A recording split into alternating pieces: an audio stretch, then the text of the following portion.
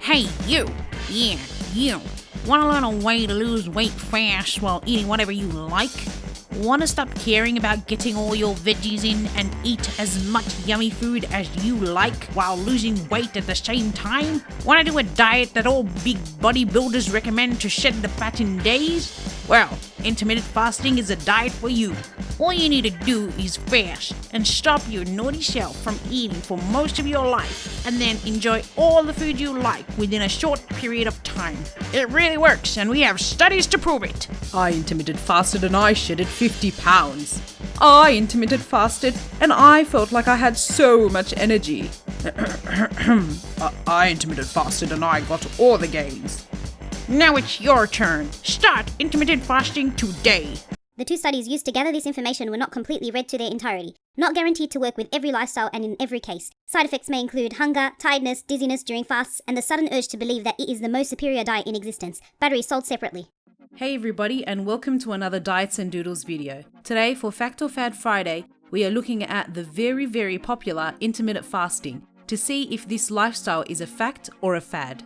Intermittent fasting is a diet or a way of eating which involves cycling between periods of eating and eating very small amounts or fasting completely without necessarily focusing on the types of foods you eat. There are quite a few different ways of intermittent fasting, but the three most popular include: number 1, time-restricted fasting. This involves fasting for a certain period of time, for example 16 hours a day, and consuming meals only within a short window of time. For example, only eating from 12 p.m. to 8 p.m. and fasting from 8 p.m. to 12 p.m. the next day with no food at all. Number 2, the 5-2 diet. This involves eating normally for 5 days of the week and consuming much less, around 500 to 600 calories, on the remaining 2 non-consecutive days of the week. And finally, number 3, alternate day fasting, or the Eat Stop Eat diet, which involves stopping food for 24 hours for at least 1 day a week.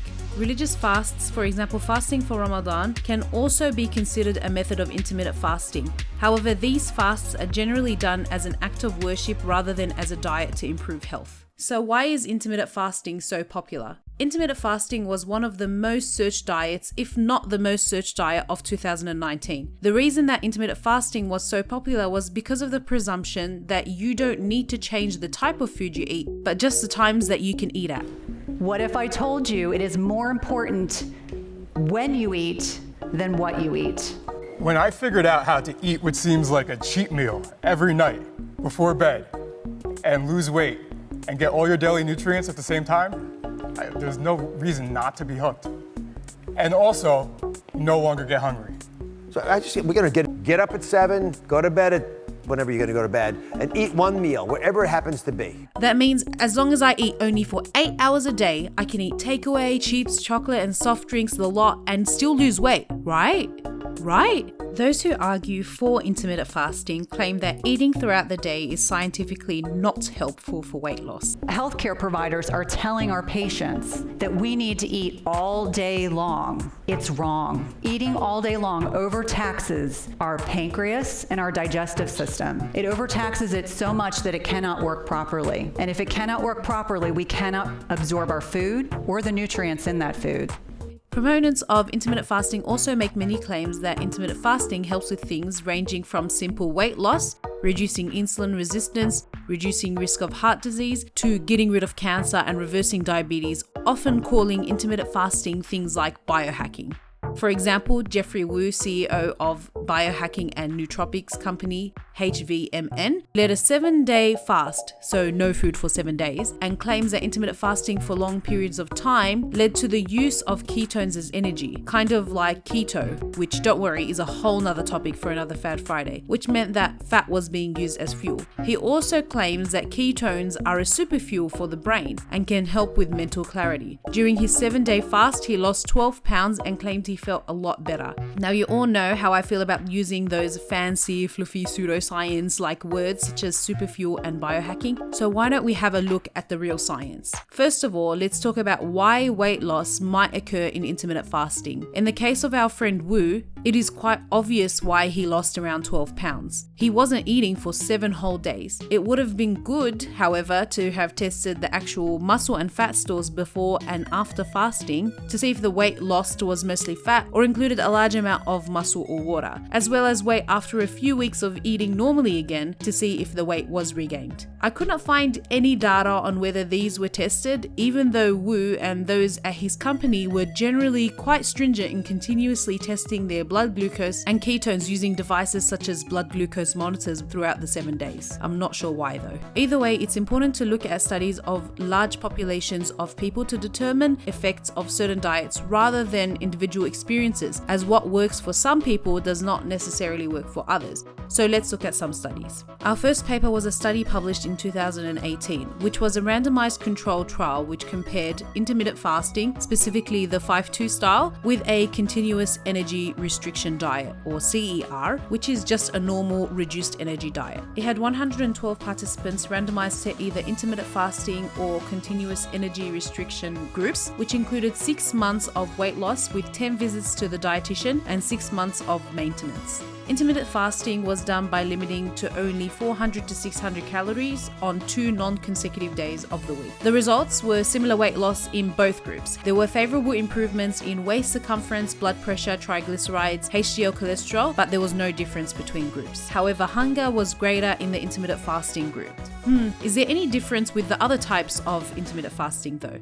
Let's look at another study published in 2005, this time for the alternate day fasting, where non-obese adults, half men and half women, were asked to fast alternate days for 3 weeks. Subjects lost 2 to 3% of their initial body weight and 3 to 5% of their initial fat mass, with mixed results in their biomarkers such as glucose, ghrelin levels, HDL, and insulin. Hunger increased on the first day of fasting and remained high. The results concluded that fat loss was likely from alternate day fasting in this group, but it was not long-term as subjects were unlikely to remain on this type of diet. So how about time-restricted feeding? Well, a 5-week trial published in 2018 tried to see the effect of time-restricted fasting on 8 men with pre-diabetes. They trialed one group with 6-hour daily eating and the other over 12 hours. They were fed enough food to maintain their weight and exactly the same amount of food during the 6-hour versus the 12-hour periods. There were some adverse events, which included vomiting, drowsiness, headaches, thirst, and diarrhea. The results? Well, fasting over 6 hours did not improve glucose, but it did dramatically lower insulin and beta cell responsiveness. It helped lower blood pressure, but it did not impact arterial stiffness, LDL, or HDL, and it reduced oxidative stress, but did not affect inflammatory markers. This was all independent of weight loss or the amount of food, so it's actually quite promising that some biomarkers were actually improved even though they were maintaining their weight. But it can indicate that just fasting without thinking about how much you are eating can mean no weight loss, as both groups were fed enough to maintain their weight, and intermittent fasting by itself didn't result in weight loss automatically.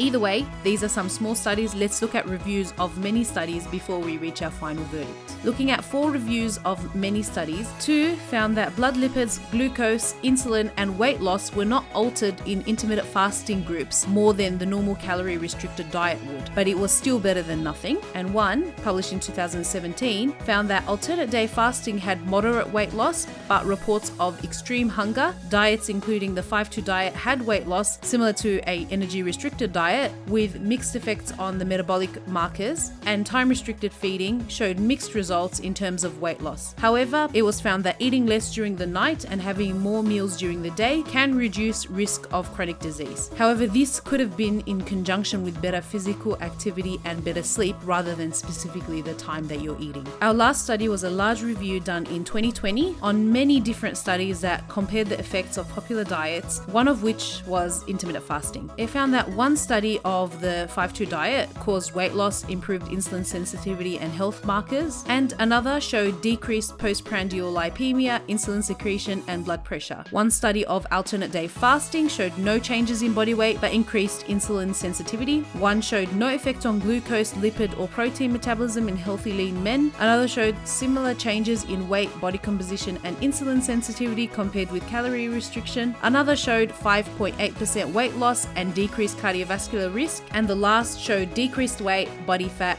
and blood pressure with no control group. One study of time-restricted feeding showed that fasting during the morning did not result in compensatory intake at lunch for obese individuals, which is quite good. Another showed improvement in health-related biomarkers, decreased fat mass, and maintenance of muscle mass in resistant trained males. And the last showed no changes in weight, but it did increase insulin sensitivity, B-cell function, and decreased oxidative stress. Finally, one study of religious fasting showed weight loss 2.5 kilos for men and 0.9 kilos for women, which was regained within 2 weeks. Another showed weight loss, decreased glucose, cholesterol, triglycerides, and LDL levels. And the last study showed no changes in weight and increased glucose and LDL in normal weight and obese men. So, what conclusion can we gather from all the research? Well, it's quite a mixed bag of results. We have intermittent fasting showing positive results such as improved biomarkers, such as insulin sensitivity, reduced LDL, and cardiovascular risk, which was sometimes independent of weight loss, as well as intermittent fasting showing a decrease in fat mass and weight loss. On the other hand, we also found that most results, when compared to a control study of a lower energy diet, were similar to a normal calorie restricted diet, including some improvements in biomarkers. Some studies showed that there was intense hunger with intermittent fasting and that it might not be easy to stick to in the long run. Some side effects, such as feeling dizzy or tired, can be common while intermittent fasting. And finally, sometimes there was no weight loss from just intermittent fasting, particularly alternate day and time-restricted fasting. So why is this the case? The reason that intermittent fasting may not work particularly in those two cases is due to compensatory eating. A general rule of thumb is that if the calories you consume are less than the amount you use up, you will lose weight, as you need to use up energy that is stored as fat in your body.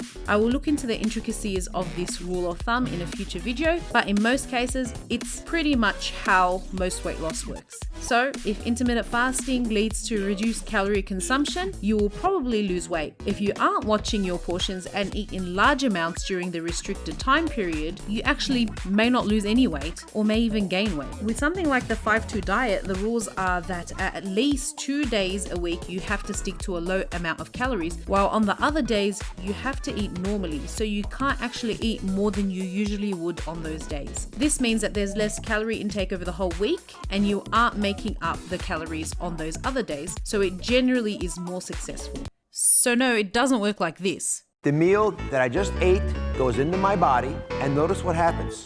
It begins quickly to become the first line of calorie consumption. So if I begin to exercise and I start to get rid of some calories, I burn away the blue before I get to the red that I wanted to get rid of. Now, you argue when you fast and you don't eat anything before you exercise, what goes on? What happens is that you've no longer got food in your system, so you instead basically, what you burn through is the fat. I mean, come on, man. Doesn't this imply that people who intermittent fast just don't eat at all? Just add that cup of cordial over the fasting model just at a later time. It'll be the same level. So remember this. You want to look like this, or do you want to look like this? Well, I'd rather not look like any hamster cage drinking bottle, thank you very much. So how did this guy do it? Well, he was eating the amount he burns per day, which was for him 5,000 calories all at once. For others, their daily intake may not look like a cheat meal nearly as big. And eating all your calories in the forms of cheat foods may not be helpful if you want to meet your other nutrient requirements. So why are biomarkers improving with intermittent fasting too? Well, in most cases, biomarkers improved in both intermittent fasting and normal continuous energy restriction. A reason for this is because reduction of waist circumference is generally linked to improved biomarkers such as LDLs and blood glucose. However, one study we looked at showed improved biomarkers without any weight loss. So more research needs to be done in determining why this may happen and if it was mainly due to the fact that they were fasting. So what's the final decision? Is intermittent fasting a fact-based diet or is it just a fad? Fact? I mean, it works a lot of the time. And you could try it if you feel it would be more suitable for your lifestyle, but again, it isn't going to suit everyone.